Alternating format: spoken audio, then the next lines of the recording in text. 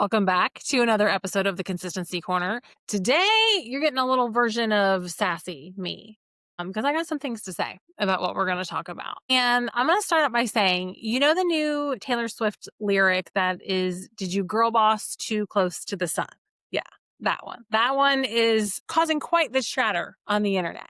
And everywhere I look, it feels like women are being asked to choose a side. You can either be high achieving, color coded calendar, 5 a.m. girl boss, or you can swing the other extreme, off life, sourdough starter, fully present tradwife. But what if what most of us want is actually somewhere in between? A few weeks ago, I saw a clip from Reshma Sajani. I might not be saying her name right, but she's the founder of Girls Who Code. And she said it perfectly. And I'll share the whole clip for you because I really want you to hear what she has to say. When she said, "I want something in the middle. I want to be able to drop my kids off at school and crush my job. I don't want to have to pick between being a girl boss and being a trad wife." That's a lie.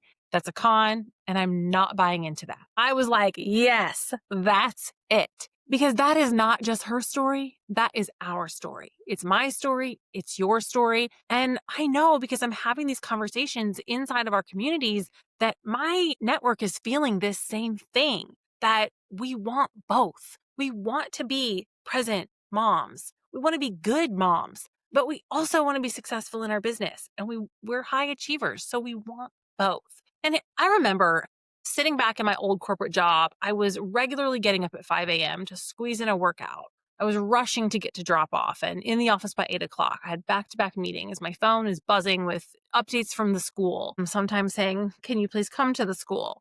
Which is a whole nother episode for another day. My inbox is overflowing and I'm literally thinking like, this cannot be what having it all looks like. The cold coffee, my shoulders aching from the tension that I was carrying, and not just from the weight of everybody's expectations, but my own. I loved my career, but I hated constantly having to prove myself and being chained to a desk from 9 to 5, Monday through Friday, actually 8 to 5, and sometimes 8 to 6.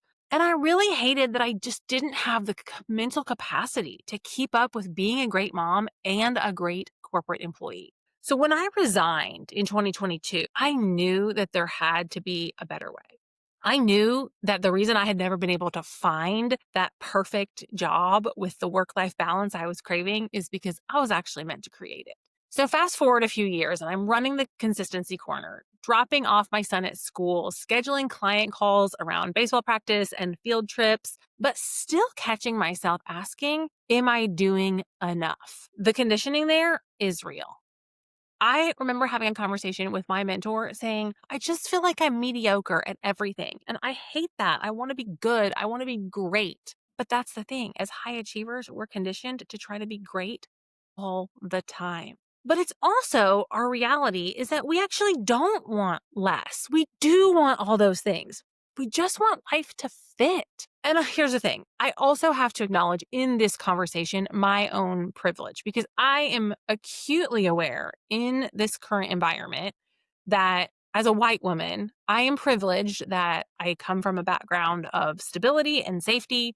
I have an education. My husband has a great job who carries our insurance and was fully supportive in me quitting my job to build our business. And he knew that like my time flexibility was what our family needed. And although that put a lot of pressure on him as the breadwinner in our household, it's important for me to share this behind the scenes because I could not have resigned from that corporate job if I didn't have the safety net of his salary.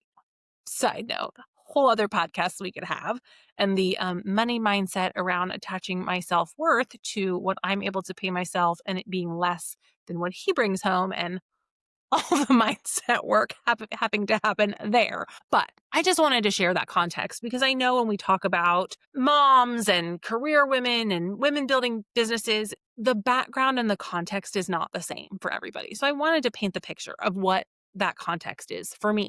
But the internet loves a binary: hustle culture versus homemaking, girl boss versus tradwife. And algorithms, they reward outrage, not nuance. So we're served the loudest examples of each camp. One side tells you that your worth is in your productivity. The other one is saying that true femininity means retreating from ambition altogether.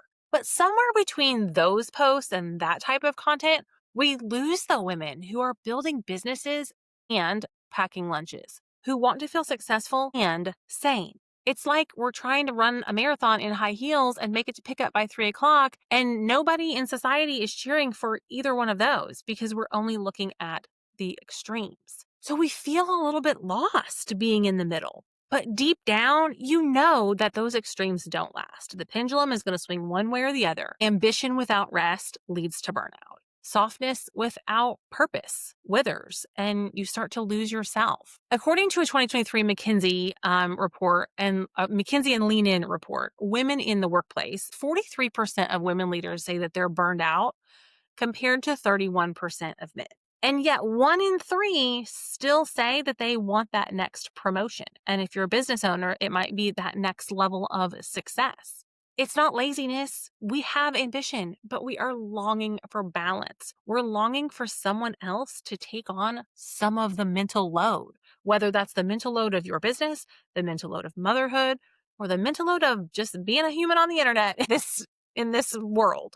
And a Pew Research study also found that half of working moms feel that they're constantly failing at one role or the other. Not because they are failing, but because the system was never built for dual success. And in 2025, I don't know how my family would do it when it comes to parenting and raising our child if we both had full-time corporate careers without flexibility in our schedule. I just don't know how we would do it. And that doesn't take away the fact that I do have flexibility, and I also often become the default parent because of that flexibility. And I'm incredibly grateful for that flexibility. I still have a max in my own capacity. And there's a lot of mental and emotional energy that goes into parenting. There's a lot of mental and emotional energy that goes into building a business. So it's a lot. And no wonder we're tired. We were told that we could do anything, but not that we would always still be trying to do everything. And that's something that we've got to learn to let go.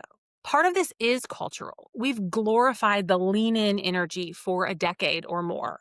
And when women started burning out, we glorified the opposite, the aesthetic of surrender and the soft girl life. Part of this is also structural. Childcare costs equal household labor. Workplaces still designed around the 1950s model. A 2024 Harvard Business Review analysis actually showed that women still perform 65% of unpaid household work, even when they earn equal or higher incomes. And if you have not looked into the Eve Rodsky Fair Play model, I highly, highly, highly recommend the book, the documentary. So good. And a former podcast guest that we had on, her Instagram handle, she is a page turner. She talks a lot about motherhood and the mental load on Instagram. So that's a really great follow if you're like, oh my gosh, thank you for finally putting a name on this thing that I'm constantly feeling. But part of this is, like I said, cultural and psychological. We've internalized that rest equals weakness, that asking for help is not okay. We should ourselves to death with, I can do it better, faster, more efficiently, and I can do it, so I should. But when we finally slow down, then it sometimes starts to feel like failure because it's different and our brain isn't used to that feeling. And meanwhile, the old algorithm over here, the content hamster wheel, and the attention society keeps whispering, post more, produce more, prove more. So yeah, finding that middle path, it's not just about time management, it's identity management. And for me, it started with giving myself the permission to want both. I love a color-coded spreadsheet and the thrill of signing a new client. I love sitting on my couch with my laptop working while my son's doing his homework. I love to stay up till 11 o'clock at night working on a new business idea. But I also love to be available at 11 a.m. for a therapy appointment or a trip to Home Goods. That's the middle path.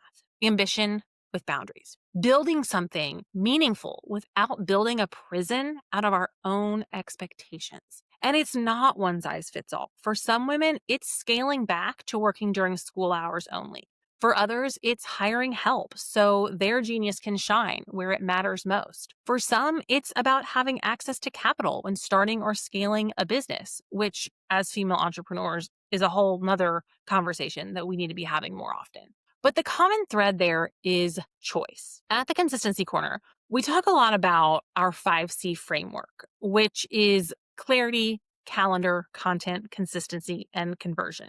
And it's actually the foundation of every single marketing strategy that we build. But I want to talk about those 5Cs here in a different light. Clarity. What does enough look like for you? What's your definition of enough and success? The calendar. What season are you in? And what season is coming next? Are we planning for that? Content.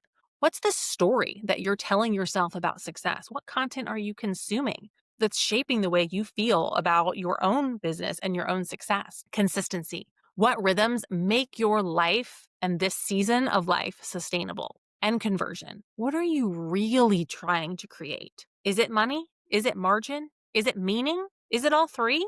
Because when those answers become clear and they align, that's when your business starts to support your life instead of swallowing it. This isn't just about logistics. It's grief sometimes. Grieving the version of who you thought you'd be before you had to choose, or the version who believed that she could do it all if she just hustled harder. I don't know about you, but that was me 10 years ago. If I'm being honest, maybe even that was me 5 years ago. I mean, heck, let's be really honest. Sometimes that was me 5 minutes ago. Like, if I just push harder, I can do more. I can do all the things. But it's also pride. Because when you've built something from scratch while keeping small humans alive and relationships intact, that's Olympic level balancing. So if you're feeling stretched or like you've never fully been able to be in one world or the other, that doesn't mean you're doing it wrong. It just means you're pioneering a new model of motherhood in real time and navigating a system that was not built to support your success. Here's the thing. I don't have the answer. I'm still figuring it out every week, every season, but I'm asking the questions and learning and having conversations because it's important that we talk about this. What I do know is that a middle path exists. I see it in the clients we serve, ambitious women building brands that let them pick up their kids, care for their communities, and still chase dreams. I see it in my community who believes as strongly as I do that moms can change the world. They need some dang help, okay? I see it in myself, creating a business that is not just about proving worth, but about building capacity. So this episode is not a how-to. It's more like a we-to. We all are craving, or I think most of us are craving that middle ground. If this conversation resonated, I would love if you share it with a friend who's walking that line between doing and being and talk about it together because these conversations matter. Talk about what works for you, what's working for her. Community matters, and we're in this together. And if you need somebody to talk to, send your girl a DM on Instagram. I'm here for a voice memo, and let's talk through this. Because when we keep talking about it, when we cheer for each other instead of comparing, that's how we build the world that we actually want to live in, that we actually want to raise our children in. Not burnout, not too soft. Strong enough, steady enough, human enough, right in the middle. That's where I think real success lives. I so appreciate you being here for this episode of the Consistency Corner podcast. Like I said, let's talk about this. If you have thoughts, send me a DM. Let's voice memo on Instagram, or be sure to come to our next social media mixer where we have real life conversations, networking, and workshops for founders just like you. Thanks so much, and I'll see you in the next episode.